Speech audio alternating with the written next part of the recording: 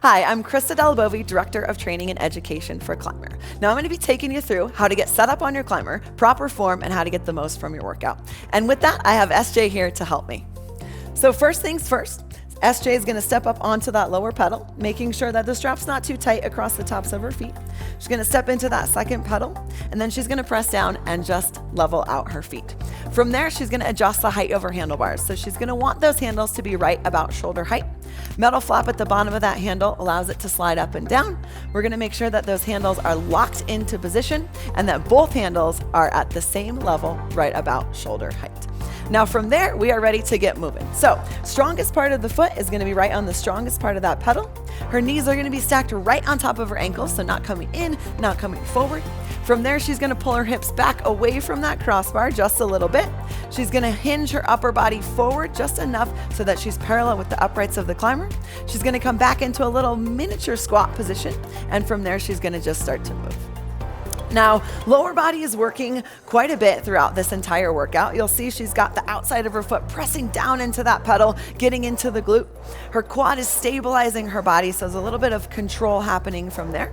Her hips are staying nice and still, as in not rocking side to side. Lower abs are nice and tight, super braced. Her back is nice and long. Her shoulders are open, squeezing back together. And she's hinged forward just enough to be parallel to the uprights, but not coming in farther. You'll see her elbows are driving down towards the crossbar, but also staying in and driving with the wrist staying nice and long.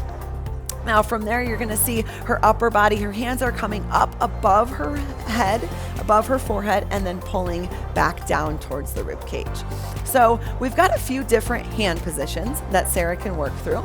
First one is the neutral position that she's in right now. That's gonna give you the most overall upper body activation. She's getting a nice squeeze primarily through the lats, but getting into the shoulders as well. From there, we can take hands into an overhand position. So with that, she's going to get nice openness through the upper back. She's going to be pulling down through the backside of the shoulders, getting a nice squeeze. We can also climb in an underhand position. So with that, palms are going to face up. She's going to get a nice squeeze through the biceps, through the chest, and through the middle of her back. Now you can see her body is moving in just kind of a natural way, very athletic. So not too much momentum, not too much bounce happening, just a little bit of a natural rise and fall. Now from here, Sarah can take her hands down onto the crossbar to isolate her lower body. So with that, she's going to be coming down into a bit of a squat position. Her front thigh is going to be driving up towards the crossbar, thinking about bringing her knee towards the crossbar and getting her front leg parallel to the floor. So nice lower body work from there. Awesome. So from here, we have our resistance. So as Sarah turns up her resistance, she's going to feel a nice pressure coming in, nice, deep, meaningful muscle activation. As she takes that resistance back down, she'll notice that she can move a little bit smoother, but with that, she's going to have to control her body a little bit more. So, Sarah, how does that feel for you? Awesome. Cool.